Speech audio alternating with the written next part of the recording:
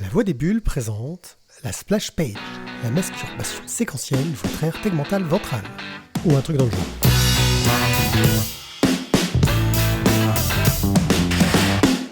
Coucou les gens. En mai 2025, nous avons été invités au Festival Spirou qui se déroule au Parc Spirou au milieu de toutes les attractions. De nombreux auteurs sont présents, mais principalement des auteurs jeunesse, et c'est pourquoi nous y allons avec nos enfants pour enregistrer des épisodes spéciaux de Canaille BD. Le dernier épisode est disponible dans nos flux et sur le site lavoidesbulles.fr. Vous y découvrirez de nombreux auteurs talentueux et vraiment captivants qui sont parfois adaptés à tous les types de publics. Mais parmi les auteurs présents, l'un d'entre eux avait un profil un peu particulier. En effet, Robin Recht, oui, c'est comme ça qu'on prononce, on s'est tous fait avoir, est plutôt connu pour des œuvres un peu plus sombres, un peu plus noires, de Elric à Totendom, en passant par le Troisième Testament, un Conan, un Thorgal et le plus surprenant, la Cage au con. Ces œuvres sont plutôt matures, fortes, voire légèrement érotiques si l'on parle de son Conan. Thio et moi-même suivons son travail depuis longtemps et nous sommes donc débarrassés de nos enfants sur un manège pour mener cette interview entre adultes, enfin presque. Nous sommes avec Robin Recht, qu'on connaît pour une adaptation de Conan, pour une reprise de Thorgal, pour Totendom, pour Elric, mais aussi pour des choses comme la Cage au con, des intégrations qui sont dans un autre registre. Bonjour Robin. Bonjour. D'ailleurs c'est Robin ou Robin? Robin. Robin, voilà, on est nuls. Ouais, voilà, mais non mais il fallait qu'on la fasse, c'était obligé. Et c'est Recht. C'est Recht. D'accord. Bon, ouais, c'est bon, on part sur des bonnes bases. Ce qui, moi, m'a marqué beaucoup, parce que je suis un grand lecteur de Thorgal dans ma jeunesse, même si ça fait un moment que j'ai arrêté de suivre, mais quand j'ai vu qu'il y avait une nouvelle collection Thorgal, j'ai été grandement intrigué, et puis surtout que le pitch de ton Thorgal est vraiment très très intriguant. Comment est-ce que tu t'es retrouvé à faire ce Thorgal? Est-ce que l'idée est venue de toi, ou est-ce qu'il y a eu l'idée de faire une collection sur ces Thorgal qui vont chercher des histoires un peu intermédiaires, et on t'a contacté à ce niveau-là? C'était un peu à mi-chemin. En fait, comme ça se fait souvent dans l'édition, un éditeur m'avait contacté un peu après mon Conan, la sortie de mon Conan. Donc, Mathias Vincent, qui bosse au Lombard, m'avait contacté parce qu'il aimait bien mon travail. Et donc, de manière informelle, il m'avait dit voyons-nous pour parler, parce que ça mange pas de pain. Et comme ça mange pas de pain, c'était dans un resto. Et donc il m'a demandé t'as des trucs à vendre, parce que j'aime bien ton boulot, j'avais pas grand chose à vendre, et donc la conversation a été assez sympathique et rapidement, sans objet professionnel, le plus prise de contact, parler de la pluie, du beau temps et surtout de la BD. Et il se trouve que moi, mon histoire avec le Lombard était depuis longtemps un peu en sommeil, parce que c'est une maison d'édition que je connaissais pas trop, donc je lui ai raconté un peu ce que pour moi c'était le Lombard. Donc il y avait Léonard dans un premier temps, quand j'avais un peu leur âge, mes enfants qui sont autour, et qui le lisent d'ailleurs toujours, parce que je les ai gardés. Et donc, une fois ça, je lui ai dit, moi, il y avait après Thorgal, qui était la BD du Lombard que j'ai suivi après, pendant plutôt mon adolescence et les débuts d'âge adulte, et qui m'a gardé en Europe. C'est la BD qui me gardait en Europe, parce que moi, j'étais passé aux États-Unis, j'étais passé directement des petits hommes, en gros, aux X-Men. Et j'étais resté pas mal aux États-Unis pendant assez longtemps, et la BD qui me tenait encore un peu en Europe, c'était les Thorgal. Et j'ai dit à Mathias que Léonard, je voyais pas trop ce que je pouvais faire avec, mais si par hasard un jour Thorgal était à dessiner, je serais pas malheureux. Le truc, c'est que j'étais absolument certain qu'il n'y avait rien de possible, parce que la série venait d'être reprise pas très longtemps avant par Yann et par Fred Vigneault, qui faisaient bien le boulot, et donc je disais ça par pur pour dire un truc, quoi. Et il a pris la balle au bon en me disant écoute, dans les couloirs du Lombard, il y a une idée de collection qui commence à germer, mais on n'a rien sous la main de précis, mais on aimerait bien donner des cartes blanches à des auteurs. Mais je peux pas te donner la forme, je peux pas te donner ce que ça va être, je sais pas, on a envie, mais on sait pas encore quelle forme ça va avoir. Et je lui dis ok, moi ça peut m'intéresser. Il me dit travaille une idée, et puis revoyons-nous à Angoulême, et donc qui était 4 mois après, et puis on en discute. Et donc 4 mois après, on s'est retrouvés à Angoulême, et j'ai eu une idée entre temps, assez vite après le premier rendez-vous. Et là, ça a formalisé ce que je voulais faire, moi, c'est-à-dire, parce que l'idée était peut-être même de travailler sur des personnages annexes, un peu comme ce qu'ils font sur 13 Mystery. Oui. Et donc, tout était ouvert, en fait. Et moi, je leur ai dit rapidement, non, moi, je veux dessiner Torgal. Si c'est pour raconter la série Torgal, c'est pour dessiner Torgal.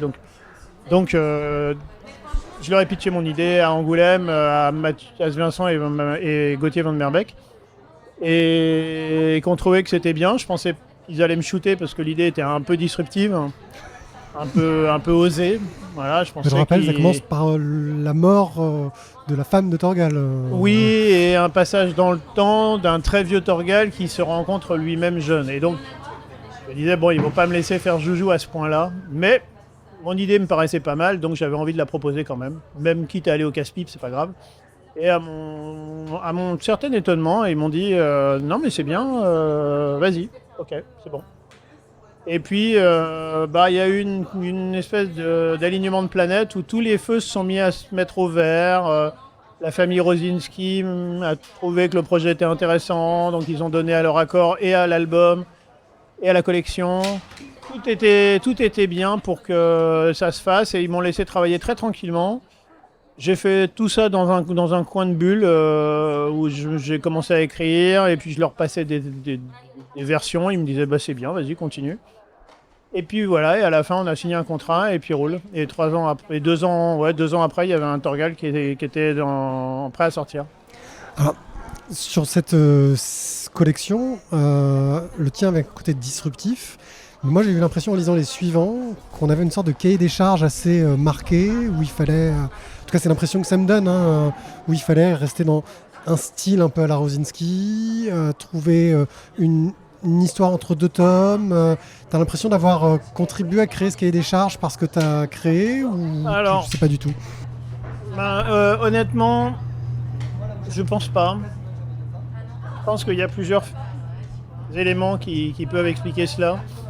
Il y a d'abord que c'est encore Rosinski et son fils Piotr Rosinski qui sont en charge de valider ou non les projets et que donc ils ont, je pense, envie qu'il y ait une espèce de continuité, c'est beaucoup dire, mais que ça aille pas non plus jusqu'à un style comme les Schtroumpfs, vous voyez.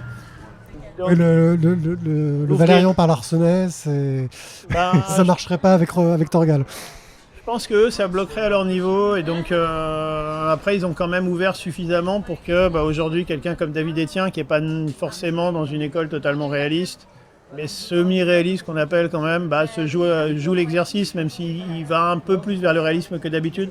Donc il y a quand même des ouvertures un petit peu mais ils aiment, je pense que en fait Torgal ça raconte l'histoire d'un mec, c'est pas des aventures, hein, c'est vraiment l'histoire d'un gars et donc ils veulent que ce gars continue à être crédible d'album en album et pour ça il y a une espèce de continuité graphique qui doit se faire un petit peu quand même malgré tout.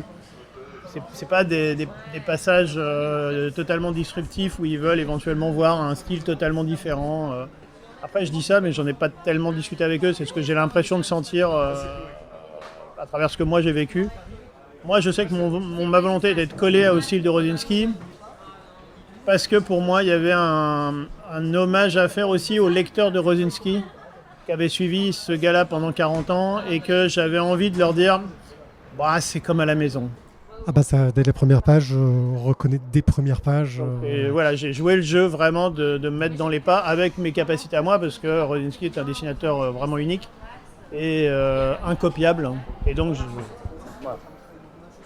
voilà. Justement, en fait, en parlant du style que tu as pris pour Torgal, de par autant de Totendom, de Julius, de Elric, d'où te vient justement moi je suis assez impressionné par cette capacité que tu as à changer de style, à te renouveler graphiquement, à toujours avoir quelque chose qui est ce que tu fais, mais qui est toujours différent. J'ai plutôt vécu ça comme un handicap personnellement parce que pour moi une identité graphique appelle un style. Et que je me sentais handicapé du style, en incapacité à me focaliser sur une écriture particulière, à me dire c'est moi, c'est à ça que je ressemble. Et donc, pour moi, c'était pas un choix, c'était une obligation, c'est-à-dire que j'arrivais pas à faire autrement. Et puis, je sais pas comment dire. Pour moi, ce qui est important, c'est pas tant moi en tant qu'artiste, c'est les livres. Et donc, pour moi, chaque livre appelle une identité graphique qui lui est particulière parce que chaque univers, chaque sensation, chaque histoire a une spécificité qui, moi, m'amène à des résultats différents. En fait, je vois pas comment j'aurais pu dessiner dans le style de Torgal la cage aux contes. Ça n'a aucun sens. Et pareil, la cage aux contes ne peut pas rentrer dans Torgal. C'est pas possible. Donc, pour moi, j'ai envie de faire les 2 bouquins et je vais pas me dire, je peux pas en faire un parce que j'ai pas le style. Donc, j'improvise. Et comme j'ai pas de style, j'ai pas la sensation d'abandonner grand-chose. Il y a quelqu'un qui a travaillé pendant 10 ans sur des raccourcis graphiques, qui les connaît par cœur, qui est son écriture. S'il peut plus les utiliser, il est malheureux, il est déraciné. Moi, je suis déraciné de base. Je fais pas de maison, quoi. Donc, j'abandonne pas grand-chose, en fait. Voilà.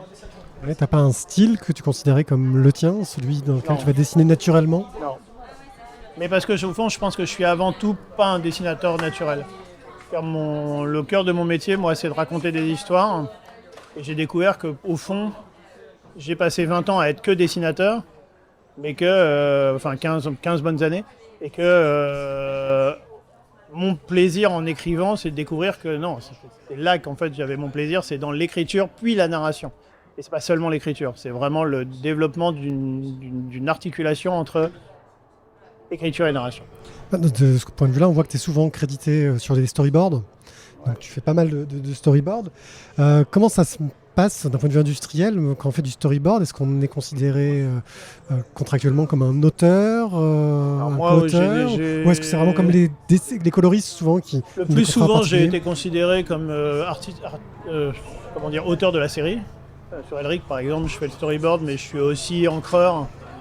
D'accord. Je suis considéré comme un des auteurs, un des co-auteurs de la série, au même titre que le dessinateur de la série. Il y a des cas plus spécifiques où j'ai pu faire ponctuellement un storyboard, mais franchement, là, non, j'étais pas auteur, mais c'est pas très grave. Pourquoi, pour le coup, c'est vraiment un peu en mercenaire, et c'est pas des livres que j'ai portés moi intimement. Donc il y a eu 2-3 exemples, mais pas grand-chose en fait. Mais c'est quelque chose qu'on voit beaucoup. Enfin, moi, je vois ça un peu comme de plus en plus une industrialisation de la BD, où on va avoir sur des séries où l'éditeur va avoir une belle ambition, où ils vont mettre vraiment plein de personnes pour sortir des tomes réguliers, parce que c'est là-dessus qui bloque la plupart du temps. Tu la vois comment, toi, cette industrialisation de la BD? L'industrialisation de la BD? Ouais, ce côté où qu'il y ait le storyboarder, la personne qui va faire l'ancrage, la personne qui va faire la couleur, le scénario. Ouais. L'industrialisation, je pense que elle vient clairement d'une autre culture que la nôtre. C'est américain, essentiellement, japonais un peu. Et il se trouve que je pense que ça correspond très bien à des projets quand ils sont pensés un peu à la manière d'une série télé.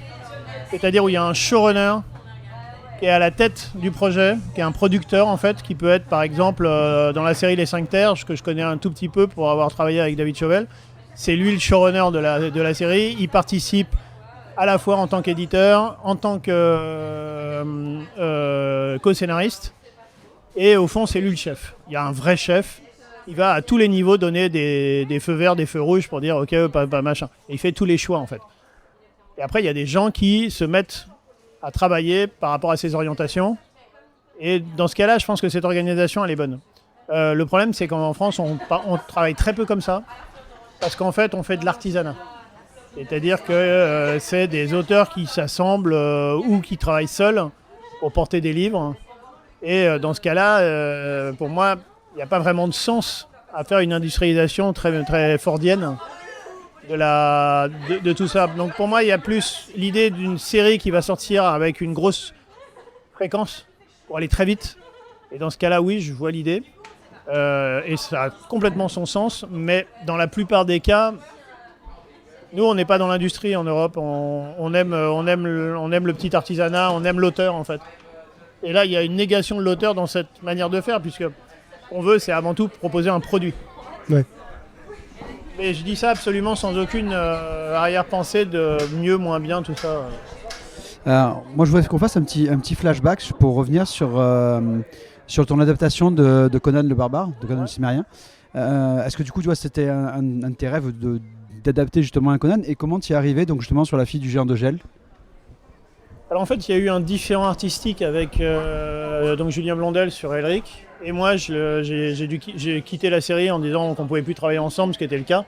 Et donc, l'un de nous devait quitter la série. Il se trouve que ça a été moi. Et je savais qu'à ce moment-là, chez Glénat, ils montaient une collection Glénat sur Conan, avec des adaptations, parce que les adaptations étaient tombées dans le domaine public. Et donc, il y avait la possibilité pour des auteurs de... Et je leur ai dit, ok, je quitte la série, mais il me faut du boulot vite.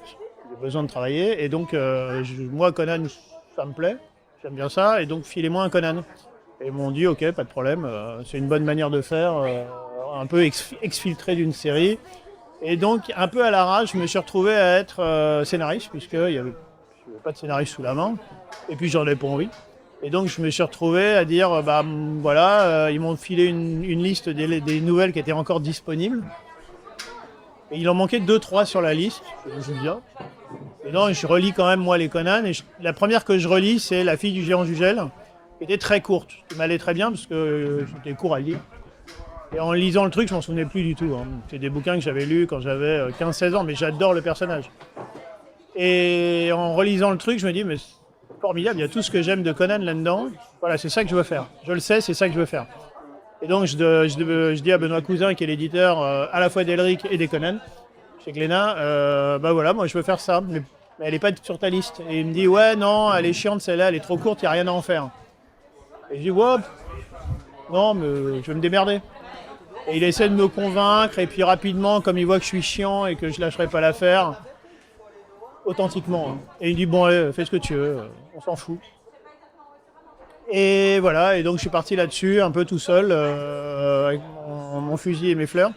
Et puis j'ai fait mon truc dans mon coin, et j'en ai été très heureux. Et pour rebondir sur le personnage, oui, j'ai une histoire intime avec Conan qui était mon fantasme d'adolescence, quand on rêve d'être autre chose que ce qu'on n'est pas. Une espèce d'incarnation d'une certaine virilité, d'une certaine liberté, d'une certaine...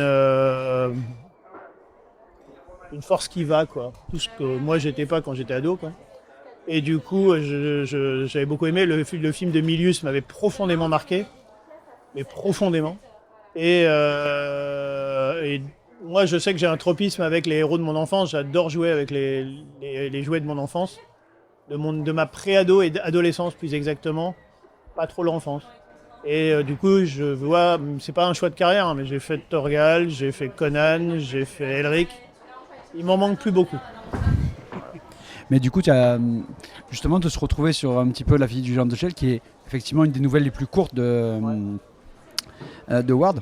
Est-ce que ça t'a pas permis justement d'avoir un petit peu ce côté scénarisation, d'écriture, parce que finalement, tu as dû un peu arranger... il fallait broder. Hein. Ouais, c'est ça. Bien sûr. Et du coup, il y avait une trame qui était très simple. Un début, une fin. Au milieu, pas grand-chose. Mm-hmm. Et donc, il y avait tout à inventer, et il y a eu une espèce d'écriture automatique, un peu psychanalytique qui s'est faite, que j'ai laissé filer sans m'en rendre compte, hein, honnêtement. C'était pas du tout pensé, mais avec beaucoup de sexuel, beaucoup d'érotisme, beaucoup de sauvagerie, de trucs qui sont sortis un peu naturellement, et qui ont fait un truc que je pense qui est pas mal. Ouais. Oui, j'ai beaucoup accroché à ta version en tout cas. Ouais, il y a des gens qui l'ont trouvée beaucoup trop courte, beaucoup trop silencieuse, ou qui n'ont pas accroché par le côté où il y a absolument quasiment aucune, ce qu'on appelle des péripéties. Et c'est pas un scénario avec des rebondissements, ça va tout droit, il y a zéro bifurcation, il y a zéro surprise. Moi, c'était une vraie proposition qui m'allait avec le personnage, que je pense que c'est pas un personnage à aventure, c'est un personnage à ambiance et à une force qui va. Et donc pour moi, ça va, voilà, tout droit. Ouais. On va arriver à notre dernière question. Est-ce que tu as une dernière découverte BD que tu pourrais partager avec nous ? Alors, je lis des BD, mais récemment, j'ai pas lu des trucs qui m'ont tant marqué que ça. Qu'est-ce que j'ai lu récemment ? J'ai lu La Route de Larsenet, que j'ai trouvé bien, mais c'est pas mon préféré de Larsenet. Je conseillerais un bouquin que j'ai lu il y a un petit moment, mais j'en parlais avec un ami il y a pas longtemps, donc c'est l'occasion de revenir dessus, qui est un comics. J'en lis plus beaucoup. j'ai eu une grosse période comics, mais là, j'en lis plus beaucoup depuis 15 bonnes années. Et j'en ai lu un par hasard que j'ai trouvé extraordinaire, qui est D'une guerre à l'autre, de Garth Ennis et Goran Parlov. À mon avis, Goran Parlov, l'un des plus grands dessinateurs de BD actuels, il est européen de l'Est. Il travaille essentiellement aux États-Unis. Et pour moi, c'est un pur génie du dessin, mais ça se voit pas. Donc tout le monde s'en fout, mais je trouve que c'est incroyable son outil. Et ils ont fait tous les deux, Garth Ennis, qui est l'homme qui a créé The Boys, entre autres, dans les plus connus, mais qui est un affreux Jojo, un vrai fils terrible, enfant terrible du comics américain. Et ils ont fait une histoire de Nick Fury, qui raconte les 4 guerres américaines. Donc ça commence par la Corée du Sud, après il y a, je crois, le Vietnam, la baie des cochons et le Nicaragua. Et qui raconte en filigrane derrière tout ça, d'abord de manière cool, parce que les Américains ont ça sur nous, c'est qu'ils n'oublient jamais le côté entertainment. Et il le fait hyper bien, donc c'est chouette à lire, et c'est très très politique sur la fin du rêve américain, que je crois on peut vivre assez crûment aujourd'hui. Et il en parle de manière que je trouve lumineuse. Voilà. Ok, oui, donc Garth Ennis, oui, des histoires de guerre, il en a fait pas mal. Hein, et pour moi, c'est probablement sa meilleure histoire. D'accord. Oui, je crois qu'on va... On va le mettre dans notre liste, celui-là, parce que ça donne bien envie en tout cas. C'est vraiment 4 épisodes comics, donc c'est très court, c'est 4 fois 20 pages, quoi, ça doit faire 80 pages.